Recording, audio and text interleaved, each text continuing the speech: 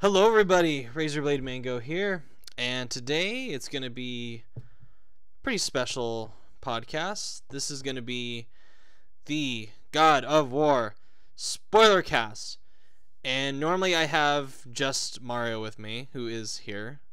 Um, Boy.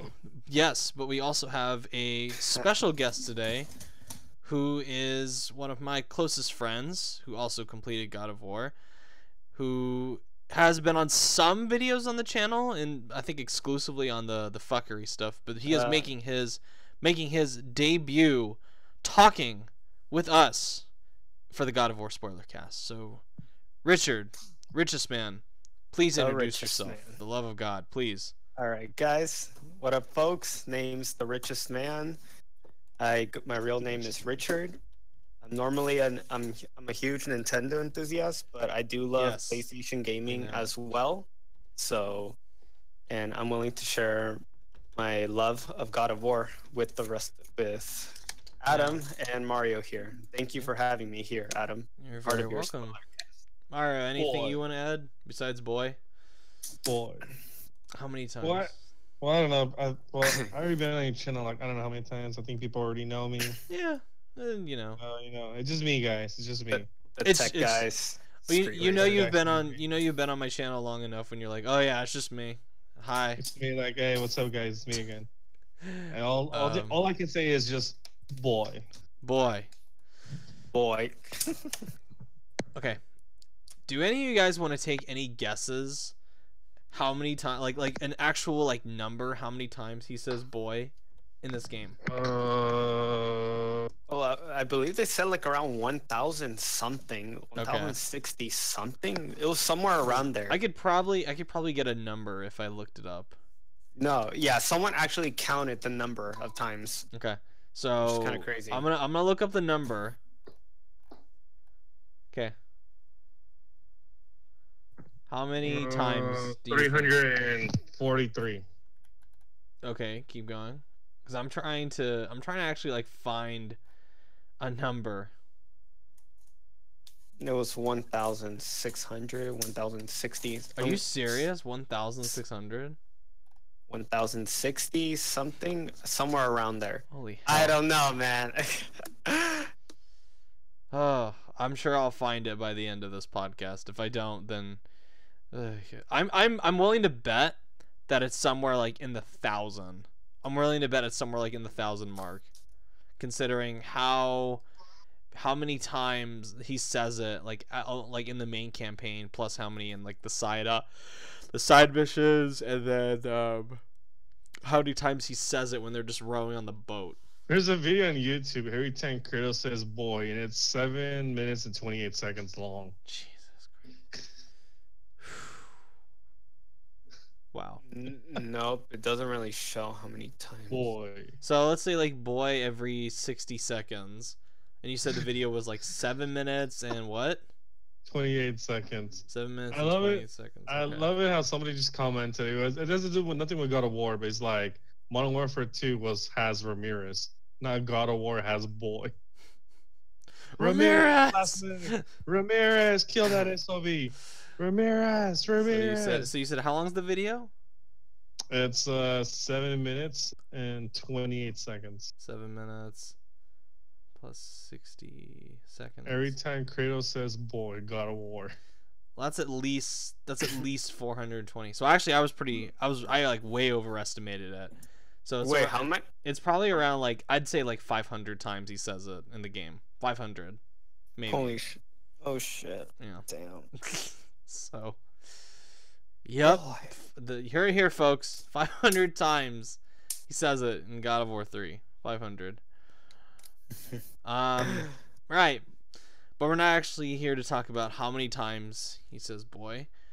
We are here to talk about all the things spoilery about God of War. So this is at the point right now where if you have not completed God of War, you haven't seen the ending, you haven't seen the secret ending, you haven't seen... Get the fuck out. Yeah, get the fuck out. We don't want you to listen to this podcast because we don't want to spoil it for you. Can I make a disclaimer before we start? Yeah, go ahead. Boy. To everyone watching, just letting you know, this is my first God of War game, so please donate on me for missing out on the previous I thought ones. you played one of the Boy. PSP ones. No, my brother was the one that played it. Oh, okay. My brother was the one that played So it. this is your first God of War. Yeah, this is my first God of War game. Okay. Like I said in the beginning. Okay, because I had thought you played Chain of. Okay, this actually works out better because that's actually good that we have somebody that has not played any God of War, and this is like the first one. Yeah, That's good.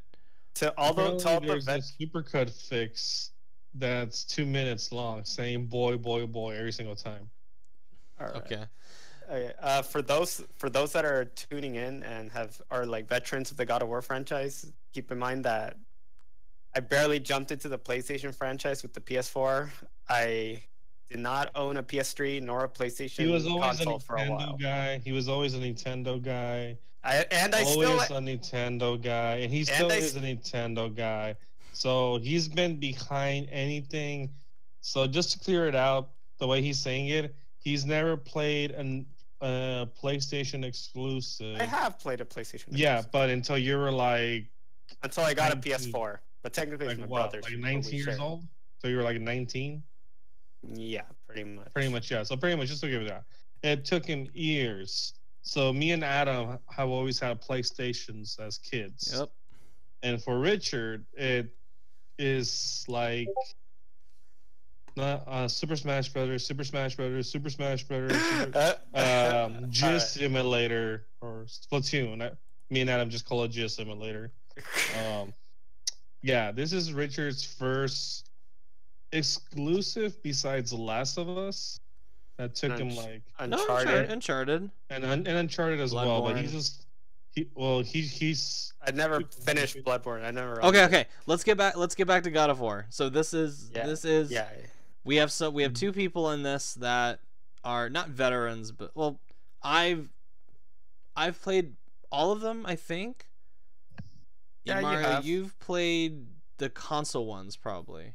I play the console ones, I play part of the PSP versions. Okay, and Richard, this is your first God of War. Mm-hmm. So, I guess right off the bat, going into like diving into this, now that we know our experiences with it. So, what were your Richard? I'll start with you. What were your like initial thoughts when this was shown off, like 2 years ago? When this was shown off 2 years ago. Yeah. Let's see. Well, one, 2016. I did not expect them to announce a God of War game, and obviously, I haven't played any of the previous ones yet at the time. Still, but I did have a cousin who used to like play the previous ones on the PS2, I believe. He played it on the PSP because his friend would let him borrow it, and he would always be watching YouTube videos about it, and then I would watch it with them, and I was like, this game is pretty cool. Like, I want to play this, but at the time I was never able to because I never owned a PlayStation console. And after everything I heard, especially from you, Adam, from you telling me everything about God of War 3, like how it ended, and how like they went to like, what was the prequel one? I forgot the name of the prequel Ascension. one. Ascension, yeah. Like how you felt like that one was kind of like a way to just bring multiplayer to it, and it was kind of like kind of lazy. It reminded me that like what it kind of like obviously I look at the way like how you felt towards it, and it made me feel like what else can they do with God of War after that? Because God of War wasn't around until after Ascension for I don't know how long before this recent one came out. 5 years. 5 year gap. Yeah. So it had like a long gap, and obviously even though I didn't play the previous ones, I always wondered what can they do. Like, how can they bring that franchise back? Like, I didn't expect them to ever bring it back because I thought like it was done as well, like how you were telling me. Yeah, I thought it was done as well. I didn't. And then when they showed it off, I was like, oh wow, they found a way to bring it back. Like they brought a new twist to it. It was a new direction for it. So, and they just brought it back, and I was like, okay, this can work. So it was a good direction, a good sequel, and a good /reboot. Yeah, to it. A good direction. Mara, what were your initial thoughts? Well, I already know the answer, but for the people out there. Well, first I fucking told you. 2, I fucking told you. And 3, I fucking told you. Well, I already knew. There's the thing. I already knew. Well, because remember in the beginning with the music, I'm like, God of War. No, I knew that was God and of then War. the second I was like, Kratos. Yeah. And I'm like, fuck yeah. I knew that was good. No, but I knew that was God of War. I just didn't. I didn't recognize Kratos because he had the beard and it's the voice act. It's the different voice actor that threw me off too. Because I was like, I'm so used to hearing. I knew it was like it's Kratos. I know it's Kratos. I just know. I knew it was God of War. I just didn't know it was Kratos because like you had like Christopher Judge instead of T.C. Carson around, and like years T.C. Carson was like the voice for God of War. For Kratos, but like Christopher Judge like playing an older Kratos. That understood. I was able to understand why. Yeah. No, he was great. Mm-hmm. Fucking Facebook just tried to interrupt me. Because I get this bullshit notification on my phone. It's like, oh, Wally is streaming Disneyland. It's like, I don't give a fuck about that. Go away. And then it just played anyway. All right.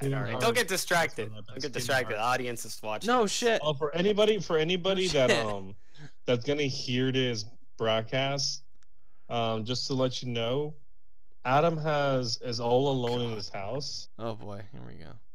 Compared to me and Richard, we have family around, and our PCs are like in the living room. So if you guys hear any noise, I apologize.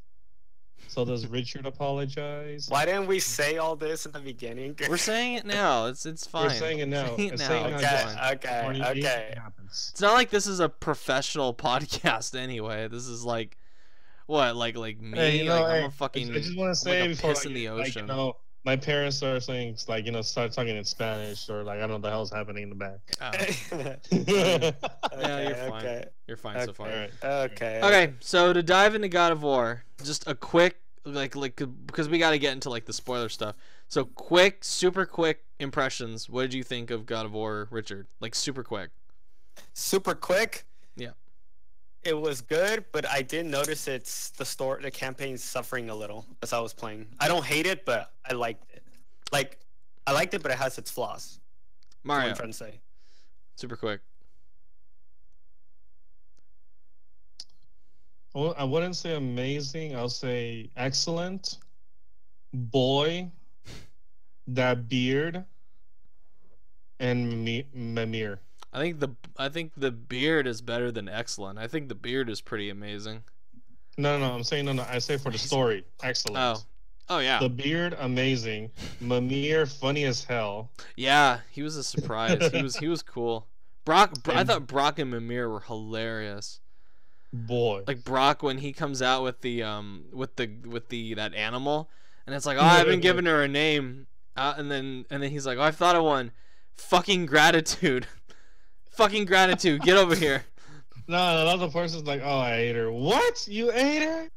And then he's like, cool, I've upgraded your weapons. Now fuck off. And he even says fuck off to the little boy, which I thought was hilarious. Now fuck off. Get out of here. Which that was so weird hearing fuck in a God of War. Like in the old God of War games, you'd have like behind the scenes videos where they'd be like swearing up and down in the fucking thing. But in the game, it's so odd hearing swearing, like just from characters. Like it's so weird, just Kratos being around people that say fucking shit and all that, and it's like, it's cool, but I'm just not used to it. It's just strange. Right, okay. Just final warning, we're gonna start talking spoiler stuff now. Hint. Okay, you had your chance. All right. There are dragons in this game. Boss fights. Okay, boss fights. What did you guys think of the boss fights? I thought mostly repetitive. It was really repetitive. Most of them. I didn't hate them, but they used the same bosses over and over again with the trolls. Just they gave each troll a gimmick, like fire. One of them vanishes. Then they gave one ice. That was one of the parts that worried me going into it, like those trolls. I was like, I hope those aren't in the game like a lot, but they kind of were. Like the part where I realized like, okay, these fucking trolls are getting on my nerves is when you go to Helheim and they hype up this like gatekeeper of Helheim, and it's like, oh shit, it's a gatekeeper, a new boss. You get there, it's just a fucking troll that disappears. It's so irritating. I was like, god damn it, it's another troll. Wait, just to be sure, you can't go near the hell gatekeeper, can you? Like that giant thing that's sitting there, you can't go near That's it, not the. I don't know what that is. That's not the gatekeeper. The gatekeeper is the troll. Okay, that's okay. Yeah. I don't know what that is. Like that's. I think that might be the area that they fall into in like the second time they go to Helheim, but they never make it like really clear. The only clue you have is Mimir telling you like, oh, we picked the worst spot of Helheim to fall into, which you can assume that it's that part, but they don't just blatantly say it. So I'm going to assume that it's that part that you fall into the second time around. Yes. Boss fight. I enjoyed. I'll say the boss fights that I enjoyed the most. I was a little disappointed that they didn't have more like human, like, well, not human, but like people boss fights, because I thought those were the best fights in the game, hands down. Like the fights between Baldur and the fight with Magni and Maudie, I thought I was hoping to fight Odin. I was actually expecting to fight Odin or Thor, like, as I got further into the game. I know. Yeah. I was hoping to fight one of them. Like, oh, I can imagine right now, like ripping Thor in half or something. Yeah, they the one thing I'll say about this game is they do a really good job of not blowing their wad when it comes to like Norse mythology, because like when you think God of War, Norse mythology, you immediately think of like Loki and Thor and Odin and like all the known gods. You don't really think of Baldur or Freya or whatever. And they do a really good job of really holding back on going all out on like all the gods that you know. Like they don't even show Odin. You see Thor very, very, very shortly in the secret ending. You don't see a glimpse of Odin, and Loki is not who you think it is at all. Like, it's not. So they do a really good job of that. Well, go ahead, Richard. I was gonna say they did a good job, especially for people who are barely jumping into the franchise as well. Yeah, a really good job. Like I was shocked that they had. I mean, I still think that people should start off with the original trilogy if they can. Yeah. But if like if all you have is a PS4, and this is like the only way for you to jump into it, it's not a bad place to start. No, it's interesting how this whole game's story is done so well visually, where they don't they only do like some spelling out on the nose stuff every so often, like more towards the end to kind of like haul ass. But a lot of the story, like a lot of who Kratos is shown like very subtly and very visually. Like, and I'm not just talking about the wrappings on his arms. Like that's a huge important part of Kratos's past. But the way he kind of like I was telling you earlier, the way he kind of like avoids showing Atreus the bandages as he's like wrapping them, I think says a lot about how like genuinely afraid Kratos is of his son finding out who he was in his past. And I think that's fascinating. Like you have somebody who is like this god killer, destroyer of dragons, can just destroy all these people and monsters, and yet the one thing he's afraid of is his son judging him or his son being ashamed of him. Like I think that's fascinating to me. Or he was scared of him becoming who he was. Yeah. And I mean, we'll get to that, but that's kind of realized in the game along the way. He changed his ways. Yeah. But going back to bosses, like I knew like the Baldur fights I thought were fucking stellar. Like those fights are so cool, especially the very first one where you're in the snow and you're just like pounding him into the house and like throwing him through trees and rocks. It was so fucking cool. It was a good intro. Yeah, that whole intro was fantastic.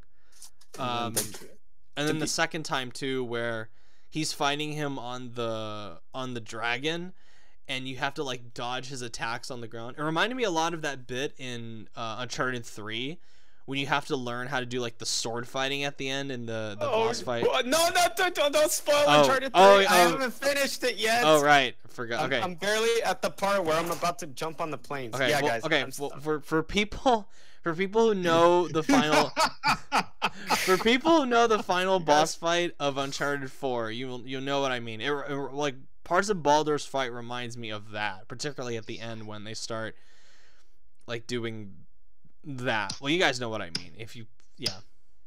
Shut up. You guys shut the fuck up.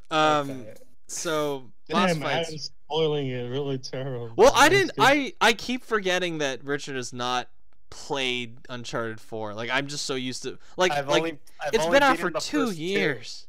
I've only beaten the first 2. All right. I'm on the third one. This is Richard. And then God of War came out, and I had to put it on hold. So I'm gonna go back to that. All right. Stop putting a hold. Back to God of War. Back to God of War. Back to God of War. But I loved how I like tying it into the boss fights with like what I want to talk about next, which is the relationship between Kratos and Atreus. I think is one of the most like fully realized. I think it's a better, more complex development and a relationship than something like Joel and Ellie, which I like. I like the relationship between Joel and Ellie a lot. I think it's great, but I think God of War does it better. I think. But I mean, don't you think it's kind of messed up for him to call his son boy? Like, imagine you calling your son boy. Like, here's boy. Well, here's the thing. Like, boy has become like a meme and a joke and whatever. But the reason that is used so much, despite it turning into like an unintentional joke, is that he is incapable of properly communicating with his son as a son and as a human being. He just sees him as boy. It's very like cold and detached and impersonal, and he only calls him son like at the very end of the game, and he calls him like he'll say like Atreus or whatever every so often, but it's only at the very end when they're going up and Jotunheim towards the peak. That's when he calls him son, and that's like the very first time he does it in the game, and it's at the very end when he and father and son are a lot more comfortable around each other. It's no longer boy, it's no longer this like cold, impersonal, like tough kind of thing. It's a very like warm and accepting fatherly thing. Yeah, it's a very like fatherly. The way he addresses Atreus at the end with son, it's like because it's really good at doing this whole like repetitive thing through character development. Where like it's the boy thing, and then there's the whole other bit where Atreus keeps asking Kratos to hold his mom's ashes, and Kratos doesn't trust him enough to do that. And it's not until the very end does Kratos finally like let him take the ashes and carry her the rest of the way, which that was awesome, and I love that. Oh go ahead. No, I was gonna say what was it? Actually, no, I forgot. I forgot. Continue. No, that's okay. How you think of it? Just feel free to interrupt me. So there's also the part at the end when they're fighting Baldur. Like the whole game, like in a worse game, having to control Atreus like the square button would have just gotten annoying. But the way he's like strategically learning more things throughout the game and the way you're able to like implement them really creates this sense of camaraderie between Kratos and his son. Where like initially Kratos kind of sees him as like a burden, and he's more like just kind of not begrudgingly, but he even says it like as he's walking towards the house after the fight with Baldur. He's like Atreus is not ready. I'm not ready. I don't know if I can do this without the mom. But by the end of the game, with him like in the QuickTime stuff where you press square to kick the shit out of Baldur with Atreus and Kratos and like shoot arrows into him, that shows like a natural development through this relationship from annoyance to Atreus becoming a respected fighting partner alongside his dad. And I think that kind of development is only possible, that kind of like storytelling and development is only possible in something like video games. I actually didn't mind controlling Atreus with just the square button. I didn't either, but I'm talking about it more in the sense of like initially Kratos sees him as a burden, and it's like it's very like kind of, it can be like one note with the button control, but the more Atreus learns, the better he becomes. I know. I just spammed the crap out of that thing every time I was fighting an enemy.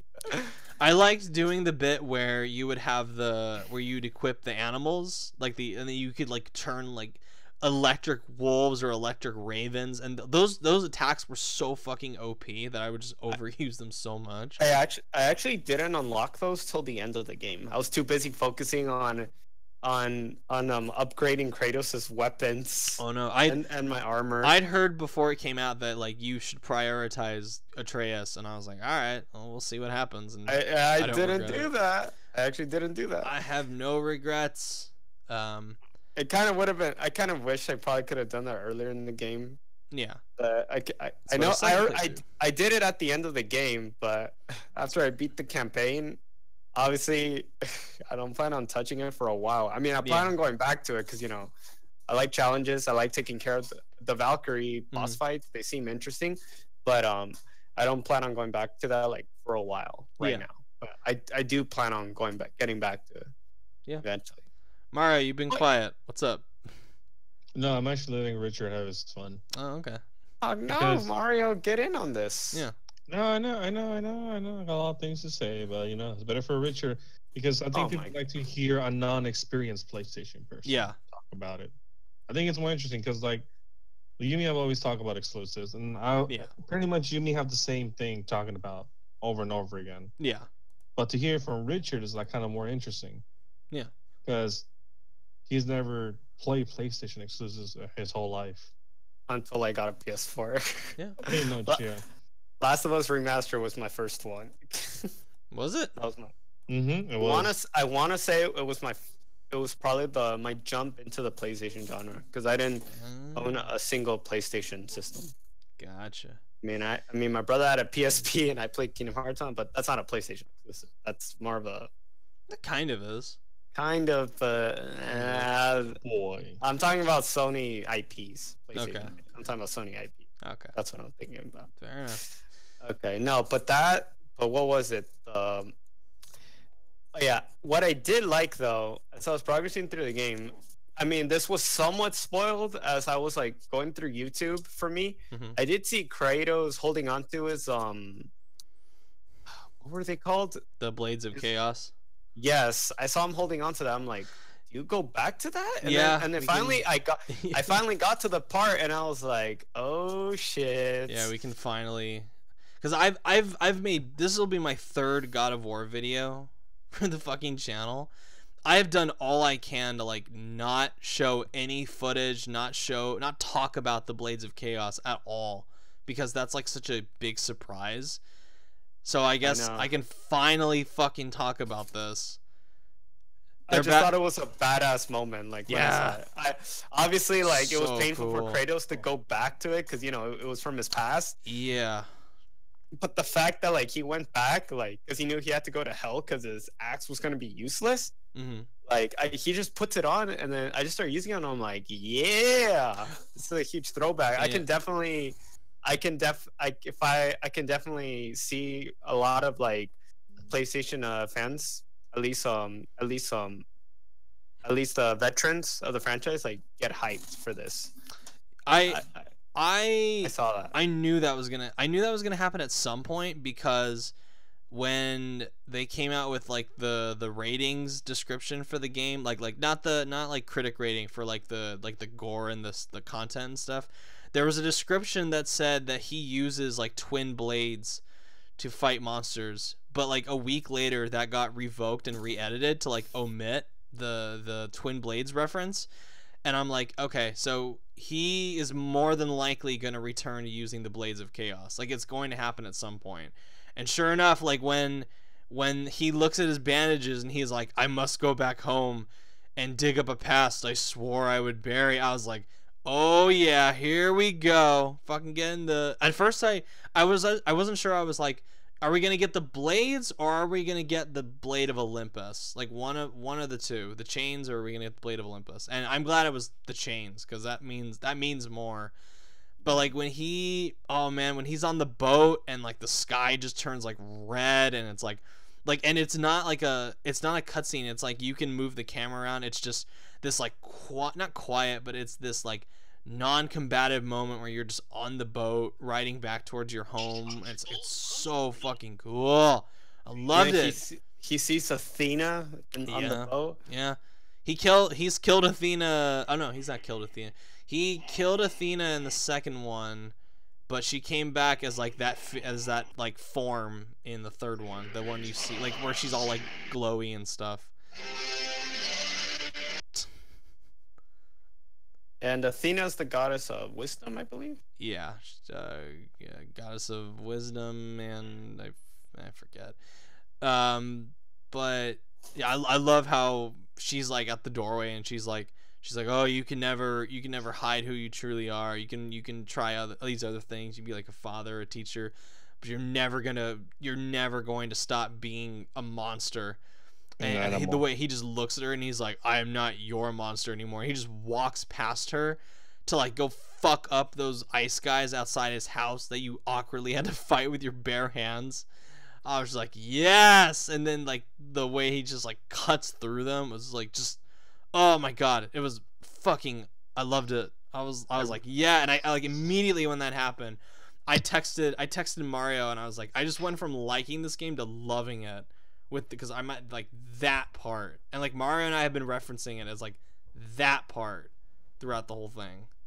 So yes, it was that part. I feel like I preferred the Blades of Chaos more than the axe, though. I don't know why. I just because it has a ton of range whenever I would go around. I like both. I mean, both are really cool. I know that. I know the axe. Well, the problem is like the Blades of Chaos is a classic. Yeah. It's a classic. Oh yeah, I know. I was a little concerned how they would use it with like the new camera and the new combat style and everything, but they used it really well, especially when you get the light runic attack. That's like the iconic, like the part where he like swings them above his head and just like spins them around. I was like, yep, keeping that, upgrading that. That's a classic. Keeping that. That's going there. So not to mention that the Blades of Chaos were only like, it only does damage to certain enemies, like it only does a lot of damage to certain enemies. So like some enemies are weak. Their weakness is the Blades of Chaos, but some you would have to like use the axe. Yeah, that's the whole like strategic thing that I really liked when like switching between the two weapons. I thought that was awesome. I thought that was great the way they handled that. No, yeah. But combat... going. Okay, no. What was I gonna say? What was it? I wanted to talk about what part? Which one? I guess I can say probably I want to jump to the ending, but I feel like it's too soon to get to the ending. We'll save that for the end. The ending. Yeah, that's why. That's why. Baldur and Freya. I thought one of the things I was really surprised with throughout this game is like how sympathetic the villains are. Like in the old God of War games, you've got like Ares and Zeus, who are very, not terribly complicated, not very like shades of gray, very like, very like, I am bad guy, I will kill you, I am final boss, I am evil, fuck you.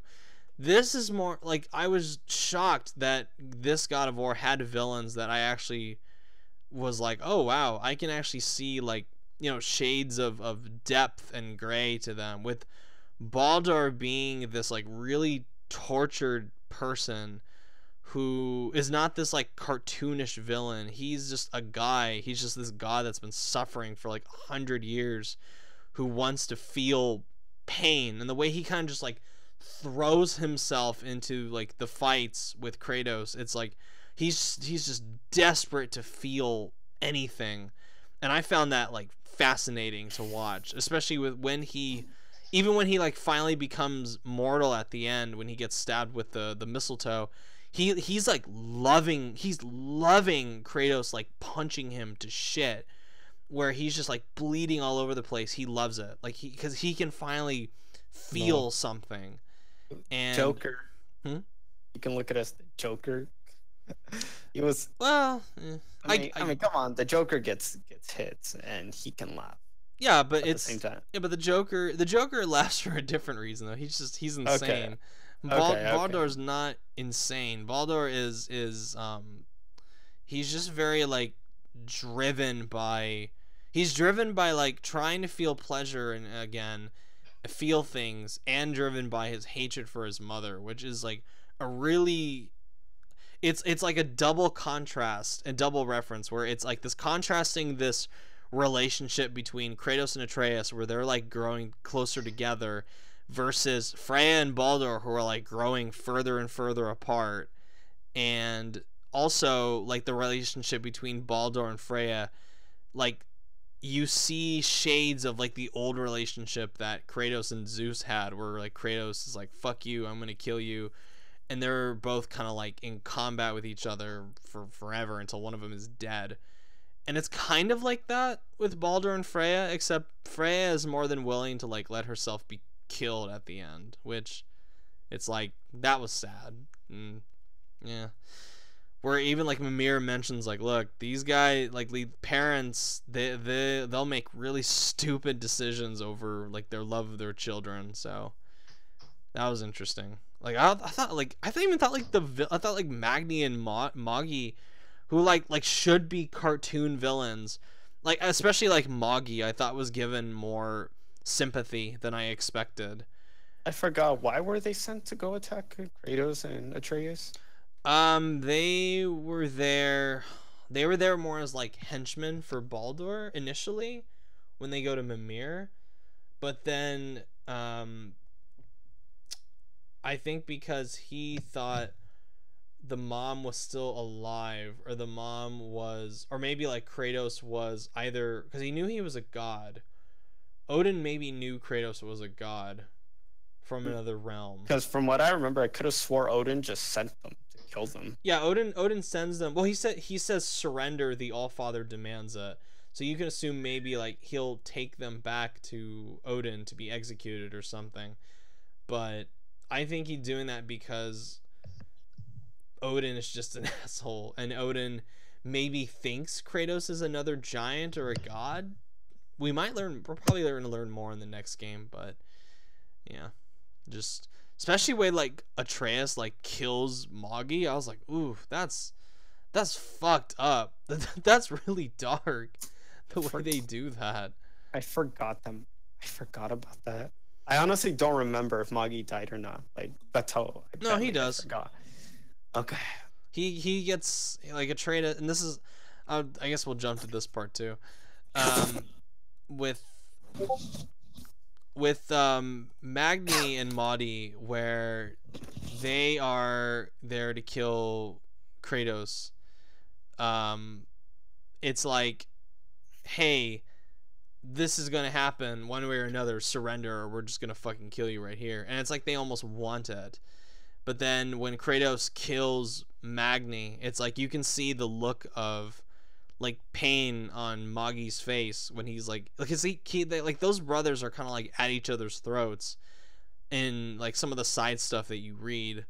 But when Magni gets killed, you see like a look of like fear when Moggy realizes like, oh shit, like I could be killed by this guy too, and Magni is dead now, and now I'm gonna inherit Thor's hammer because people are gonna think that, oh, I only got it because Magni's dead, that I didn't earn it. I earned that fucking hammer. So there is like little bit of like a lot more like humanity to those two than I initially expected. No, yeah. What was it? then there was it? Oh yeah, Adam. What did you think of who was it? I think it was Brock and what was his brother's name? Brock and Sindri. Yeah, what did you think of them? I thought they were good. Sindri, I kind of got a little tired of.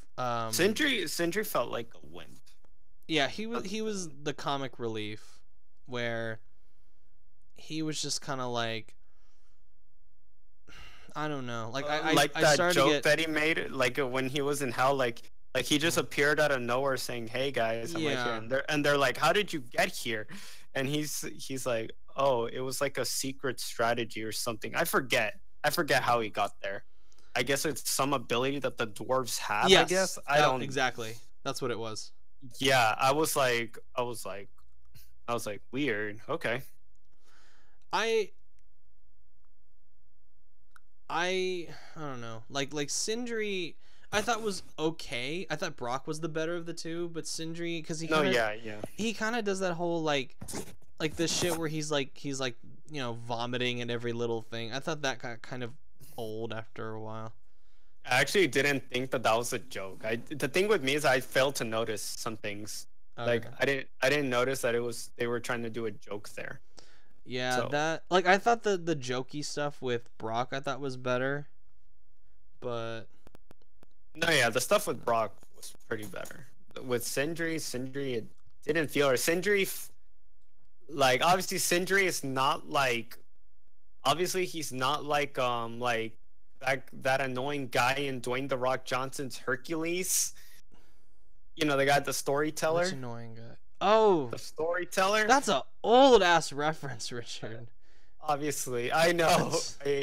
Jesus. I know, but obviously he's not like that. But it's the only other person I can relate him to. I don't hate him though. I don't hate him. He's not annoying. I don't know. He's more like Reese from Tales from the Borderlands, where like every little thing makes him like vomit. Where he's like easily grossed out by stuff. I guess. I've never played Tales of the Borderlands, so it's really good. You should. Too many games to play, man. Yeah, I know. Okay. No, what was it? Oh, and the reason Mario's gone quiet is because I guess his family's near his computer and they're arguing with one another, so that's why Mario's been quiet these last few minutes. Yeah. Sorry, guys. Alright. Oh my god. I guess moving on to Atreus himself. The thing that I found really interesting about Atreus is that he goes through like a second development in the game. There's like the point where there's two major points for Atreus. It's when he finds out he's a god, and then he realizes like what happens when he oversteps his bounds as a god. Because when he realizes he's a god, he becomes a lot more brash and arrogant and like kind of psychotic, like the Kratos. I saw that. Yeah, I saw that. He would be like, why do we have to do this? We're gods. We can do whatever we want. I'm like, and the way he comes in like insult, or he just puts down Sindri. And he even starts like disrespecting his own mom, which I thought was like, okay, kid, you're starting to get way in over your head here.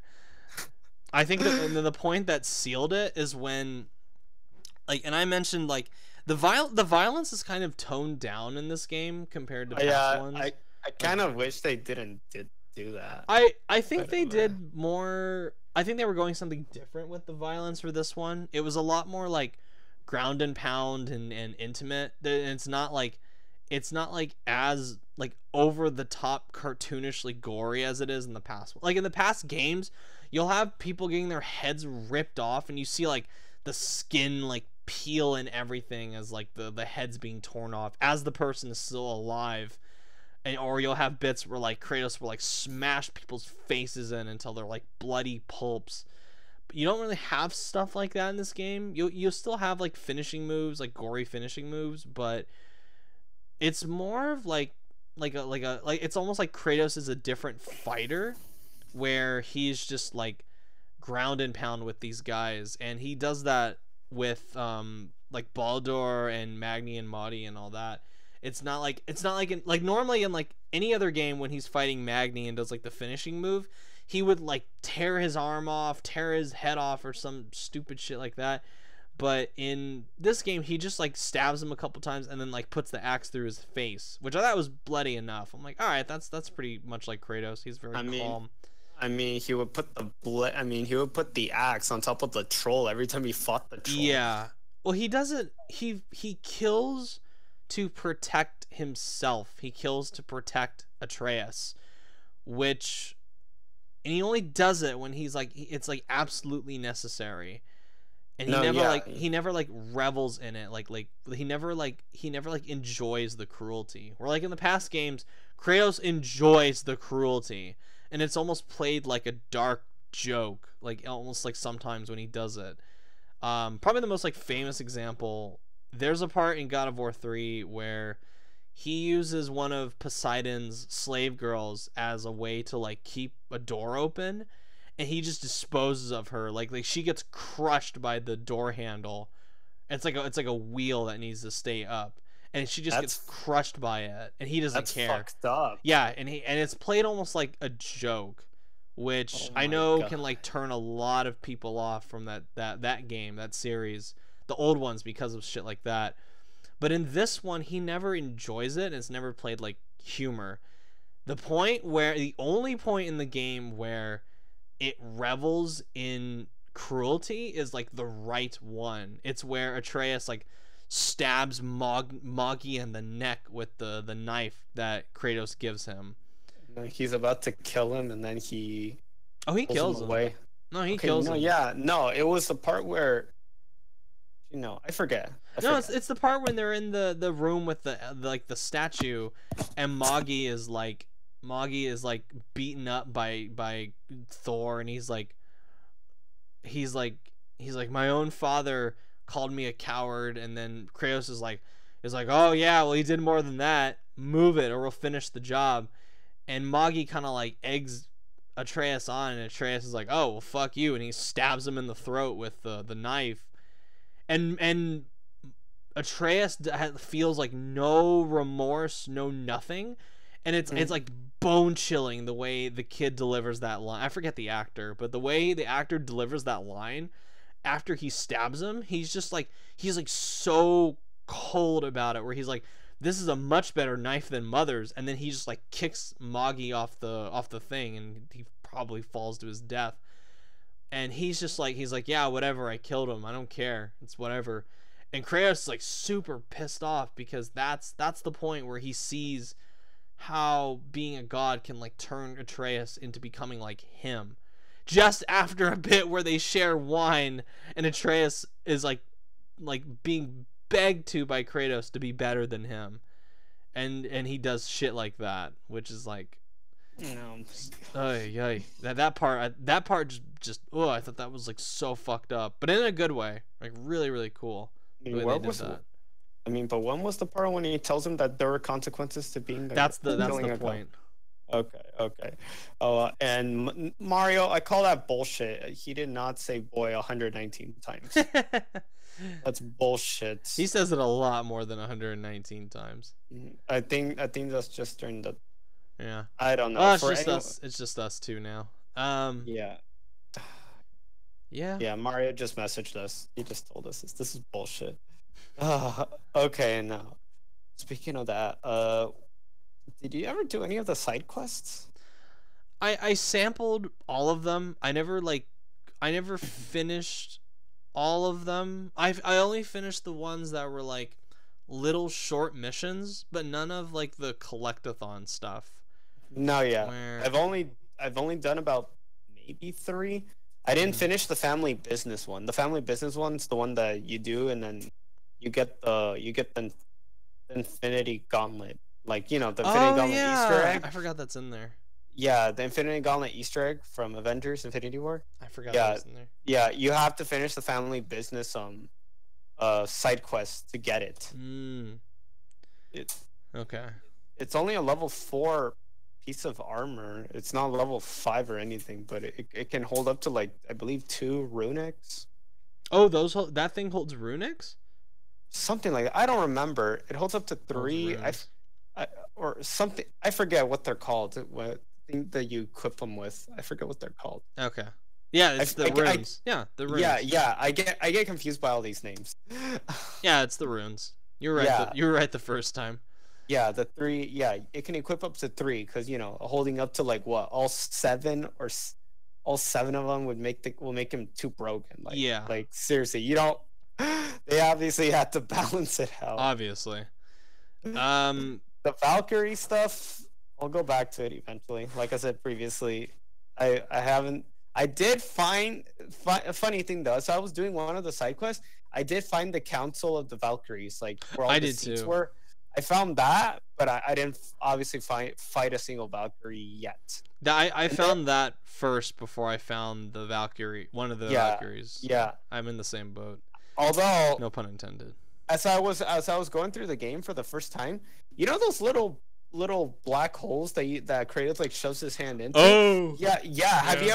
Did you ever run into like any of those like enemies? Like the one-hit kill ones? Yes. Yeah, I did. I hated this fucking thing. I ran into those and then I realized I'm not ready for this yet. I don't have the right armor. Well, duh, because you like one hit and you just knock the fuck out from one hit. I had to play defensive. I would fight like Wolvins, the Wolvins, like that were when I was on my way to like when I was trying to finish the family business side quest. The unfinished business one, just because I really wanted the Infinity Gauntlet, but then finally the Wolven comes out. I'm trying to fight them both, and I just die, and I'm like shit. And so then I just leave afterwards, and I was like, I need to continue the campaign, otherwise I'm gonna be stuck here for a while. So I walked away. There's still so much that game still holds. Like, yeah. I even looked at the map after I finished the game. There's still areas I haven't even explored. Like, I see clouds like everywhere, all over like the map. It's almost overwhelming the first time when you're going through it. Like, because you play it and you're like, oh, it's, campaign, whatever. But this is like really the first one that just like you see like, holy shit, there is a lot to do. A lot to do. I feel like they put more effort into the extra stuff than they did to the campaign. Somewhat. I mean, the campaign the campaign is still good. It's just that like obviously we were talking before we began this podcast, like during barbecue, like we were telling each other like the one thing that did get annoying during the campaign is when like you're about to get to like the next part, and then all of a sudden Mimir would say, oh no, you have to get this in order to get here now, and then you go, and then it's like finally it's like that would happen. Like I remember that happening twice. I know you told me that it would happen multiple times. It's the your princess is in another castle syndrome. Yeah, that's what I'm trying to get. A lot like that, where it's you're constantly blocked. Like that was one of my big problems with a game called Ghost of a Tale, where it would just it started to get boring after a while because it would just consistently block you with locked doors. And God of War never reaches like annoying levels like that, but it is still, it can get annoying at times because it is just, it's like, okay, I have to do yet another fucking trip over here to get this thing, to unlock this door, to fight this thing, and it's like it becomes like a little too gamey at that point, where it's like a lot of this could just be cut in half. It's like just shave off maybe like 2 hours out of the campaign. It'll be better. like literally you can cut that part out and it makes the campaign a little bit shorter. Get rid of some of those stupid troll fights. Get rid of some of the ancient core fights. Get rid of that boss. Get rid of that gauntlet fight when you're going in Tyr's elevator thing. Get rid of that. I don't want to. I know that's a series staple where you have like a gauntlet of enemies you have to pour through, but it it it was like so nakedly obvious. Like it's like, okay, this is just it's an enemy rush. I get it. It's all right. I understand. If anything, I wouldn't really call those bosses. I mean, obviously the first time it was like a boss because you started the game. Yeah. But then afterwards, like since it got repetitive, I didn't really look at them as bosses. I just looked at them as like mini. I want to say they're mini bosses. Some of them mini are bosses, or they're just like big ass enemies, like with huge humongous hell, like how it is in Kingdom Hearts. You have the weak ass enemies, and then you have these. You have the little. I forgot the little fat heartless in the original. They have like so much health. Like, those ones that like slam down on the ground and creates like the shockwave. Or they roll. Yeah, it was. I felt. Heartless, yeah. I guess that's the example I can put it as. Yeah. But that's all I looked at it as. They're just mini bosses at that point. Yeah, like, they're mini bosses, but like I counted it as a boss whenever they would show the health at the bottom of the screen. Yeah, like, no, but I'd be like, okay, here's the boss. I still looked at it as like a mini boss. I wouldn't have minded if they kept those if they had put in like actual real bosses. Yeah, like if bosses. Things like the Gatekeeper were an original design above, it still wouldn't have been a great fight. Because I thought like the whole bit where he would like disappear and throw those stupid mist orbs out, like I thought that was so annoying. I got through those. I got through it. It just I only died once, I believe, because I was low on health or I didn't know how to deal with him. And then afterwards I got through it, and then I was like, okay, this is easy. Yeah, it's really easy. It's really repetitive. It's just really repetitive. Like there's so much of this game that has like that spark of inspiration and spark of like creativity. It's a shame that like most of the bosses in this game don't have that spark. Like you get the boulder fights, which are spectacular. The Magni and Modi fight are great. And then the dragon fight is so cool. The dragon fight was probably the more unique one out of all of them. Yeah, that one was great, and then that one was probably the only different one. If you think about it, the Magni and the Magni and Modi. Yeah, I mean, you fight him what, twice? No, once. You fight him once. Yeah, you fight him once, and that's it. and then that's it, and after that you fight Baldur again. Yeah, but it's still different compared to the last one. The Baldur. The last time you fight Baldur, which is near the end of the game. Yeah. I mean, it was somewhat similar to how it was in the beginning, but there was still more of a twist to it. Yeah. It was still epic. Oh, hell yeah. Epic. With that fucking fraught with the giant that Freya is controlling, and then like Atreus calling the world serpent to take it out. I was like, that is so cool. So fucking cool the whole time with that. Well, now that we're on the ending, I thought the ending was like what the Order 1886 should have been. It's all like 1886. Well, it's the Order 1886 tried to establish this new world, but it never gave a satisfying introduction to either the world or to the story. It was very much like a setup for the next game. I had hopes for that game. Well, I did too, but it's shit. So, but God of War is at the same time it is setting up the events of the next game. Like it is a cliffhanger of what things are going to come. At the same time, it is immensely satisfying in its own right. Like if you were to take away God of War's story, like just separate it on its own, it is immensely satisfying, even without setting up all the setup for the sequel. Like it is, they have that core component of we need to get the mother's ashes to Jotunheim in order to spread them, like to honor her final wish, which they do at the end. But of course, there's all these other things that they have to deal with in order to get there, like Baldur and Freya and Maggie and Magni and Helheim and all that. Sorry, I'm yawning because it's starting to get late, but it's fine. No, I didn't mind the no, I really liked the ending a lot, especially going up to like where all the giants were. Yeah.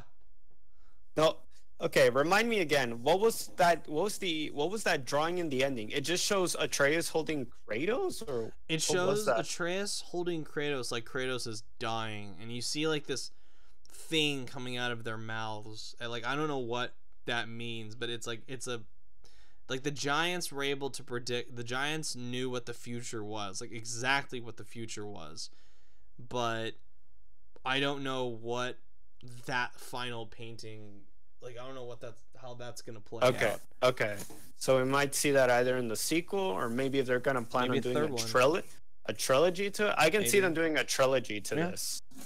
I mean, the way they did with this first game, it obviously wasn't a bad direction. It has its flaws. Sure. It has its flaws. It definitely has its flaws with the storytelling. Obviously, I still feel like they probably put more time into the side quest stuff than the campaign. I'm the opposite. I thought they put a lot more effort into the campaign than they did the side quests. I could be wrong. I don't know. Some of the side quests I think are just really like boilerplate and lackluster in some situations. All right. The part that I love the most about the ending is when he kills Baldur. And like the way Kratos doesn't want to see Baldur kill Freya because he does not want to see another son kill another parent. And so he kills the son himself. And that, like the way he tells him, like the music just kicks in when he's like, the cycle ends here, we must be better than this. And he just snaps his neck. And like the choir just kicks in, and it's just, oh my god, and he just like, oh yeah, that's right. Didn't Atreus ask that to Kratos? He'd be like, "Is this how we all are? Like, does every son kill their own father?" And he tells him, "No, we must be better than that." Yeah, well, it's kind of a, again, this is like setting up for the next game where Kratos' actions are gonna have like long-term consequences, because Freya can't harm anyone. That's like one of her curses, according to Mimir, where she cannot harm anyone because Odin put that curse on her. So that's why she doesn't immediately like crush Kratos or try to crush Kratos when he kills Baldur. So it's like he makes that decision, and now there's going to be long-term consequences in the end, which I think is going to be fascinating. No, yeah, obviously.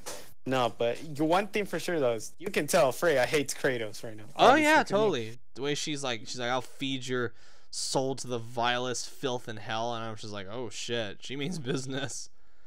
I mean, Kratos, what have you done? I mean, for all we know, she could probably escape her curse somehow. I don't know. I don't know. I doubt it. She might find. My prediction is she's gonna find a proxy in order to like she's gonna find somebody that's a more than a match for Kratos and use them to kill him, and then I would like them to make up for some reason. That's never gonna happen. Maybe not, but I mean, the way their friendship grew throughout the game, I thought that was great because Freya was a god, and you know how Kratos is towards gods. Yeah, and he and this was like the one time he actually like grew close to a god and actually cared for her, because he didn't want Baldur to kill her. Yeah. So then, but then eventually, like, I mean, he obviously ends up protecting her, but in the end, Freya hates him. Yeah, he does it. He kills Baldur for the right reasons, but and that's debatable. But it's gonna have long-term consequences for Freya. Like Freya hates Kratos now, even though he made like the right choice, in my opinion. And was like trying to protect her. She would. That's sad. Like she would rather let her son strangle her to death than to see him be unhappy. Like that's insane to me. That really is just crazy. But that's the decision that had to be done on Kratos' end. I guess I don't know. For me, it's like debatable as well. Like for me, I'm not sure if it was right or wrong. That's just me. I think it was the right decision for him because he made it like it was a very selfish motivational because he didn't want to see a son kill another parent like he had done before, and like his whole family, his whole generation is like children killing their parents, making their parents suffer, and he did not want to see that again, especially in this realm. So oh yeah, obviously. Oh yeah, now that we're at the ending, what about the secret ending? What about the fact that Atreus is Loki? Okay, yeah, there you go. Yeah, Atreus is pretty much Loki. When I saw that, shit. Yeah, that is. Apparently, Freya. Apparently, the mom. Yeah, I forgot her name. Was it Faye? I forgot her name. Yeah, Faye. Yeah, apparently she wanted to name him Loki. Yeah. But Kratos wanted to name him Atreus, so they named him Atreus. But in the world where all the giants are living, I forget the name all the time. But she named him Loki, and I'm just like, and when I saw that, I'm like, what the fuck? Yeah. Like when he said Loki, I was like, ooh, that can't be good for the next one. Will Atreus turn evil for a bit? No, well, he already turned evil. It's just I don't know. Like I'm really want to see more, and that's like the greatest compliment I can give this game. Like as soon as it ended, I was like, I want more of this. I want a sequel, please. I mean. Yeah, I know that. But back to the secret ending with Thor. Obviously, that was a vision. That was obviously more of a vision than just a dream. That was such a cock tease. I was like when fucking Thor comes in, and it's like everyone wants to see Kratos versus Thor, and when Thor comes in and you see like the Mjolnir and the lightning, I was like, yeah, here we go, and then it just cuts. I was like, oh. Gotta wait for the sequel. Damn it. Which I mean, for all we know, I understand, but it's No, yeah, I know. Yeah, I know. But overall, as much as God of War overall is still a great game. It has its flaws throughout the campaign. Yeah, boss fights. I wish there could have been a variety of them more, but you gotta remember. Yeah. But also, it's a brand new direction for it. It was a good way to test it. Yeah. And I'm pretty sure they can do. I'm pretty sure that obviously, you know how game critics are, Adam. Like, how they can sometimes be biased because like or they can like whip themselves up into a frenzy. Like obviously they gave like this game a 9 out of 10. I'm not saying it almost like 9.5 out of 10 average probably. I want to give it like an 8, or a 7. I think it's like an 8.5. I'd say it's like around there. Out of 10. Yeah. Or numbers, which I don't. But 8.5. Yeah, I know. But I would give it that. Obviously, but it's like, what was it? I mean, I'm glad. I'm not saying it's a bad game. It has its flaws, like I said. I think Corey Balrog, right? That's his last name. Barlog. Fucking Street Fighter. Shut up. Okay, Corey Barlog. Yeah. Corey Barlog, if you're watching this, yes. I doubt it. If he is, I'll be shocked. Yeah. But anyways, if you're watching this, obviously don't take this like as a negative reception. It's more like, I guess, what you can learn from it. Yeah. No. A good creator of content always listens to both positive and negative feedback. And, no matter what score a game gets, there will be some flaws, or maybe there's some things they could better improve on. There's no such thing as a perfect game. Yeah, no, yeah. I understand. I feel like you guys can learn from whatever whatever you guys do with this game, obviously it's not bad. Maybe you can take from whatever you learn from your experience with this new direction. I'm pretty sure you can make the next game a better one, if possible. Yeah, and I'm pretty sure you guys can do that. Oh, absolutely. Because this is a new direction for God of War. Well, this is like laying the foundation for the next. This is like laying the foundation for like how the series is going to be from now on. And I think as a foundation, it's fucking rock solid. Like they could go a number of really exciting directions with this game from this series from here on. Yeah, I still can't believe I fell for the you know how game critics are. Like they say he has ideas for 5 God of War games. Well, it turned out it wasn't true. Yeah, that's just standard games media overhyping everything. It was a joke. They're stupid. It was a joke. Hey, props to him and his teams, the team of Santa Monica. Yeah, totally. Y'all did well. Yeah. Y'all did well. There's only one final thing. There's only one PS4 game, one PS4 exclusive I would ever call like a masterpiece, and that's Bloodborne. I don't think any of the other ones are there yet. I don't think Uncharted 4 is a masterpiece. I don't think Horizon Zero Dawn is a masterpiece. I don't think God of War is a masterpiece. I think Bloodborne is a masterpiece, but all those other games, they come very close, but they don't quite hit that spot yet. It's not your favorite PS exclusive of all time, is it? Though? No, my favorite PlayStation exclusive of all time. Oh man, that would be hard. Probably. Are we talking about published by Sony or just games that have only appeared on the PS2? No, published by Sony. Published by Sony? I'd have to go back and like Bloodborne would probably be in the running. Bloodborne and The Last of Us would be in the running, but I'd have to go back and see. Yep, the replay Last of Us before Part 2 comes out. Yeah, I'll probably have to. I'm actually gonna do that as well. I'll have to because I'll need like a fresh reminder of what happened in the last one, even though I already know everything that happened in the last one. Yeah. I'll probably just play it anyway, just whatever, because Part 2 should be interesting. Yeah. All right. No, yeah. Yeah, we've hit the hour and 12 mark for recording, so I think this is a good time to wrap it up. Before we go, okay. I was gonna say, what? I don't know if the folks here want to hear. Would you folks love? I don't know about you, Adam. This isn't because I'm down to do an E3 podcast. Yeah, like for what sure.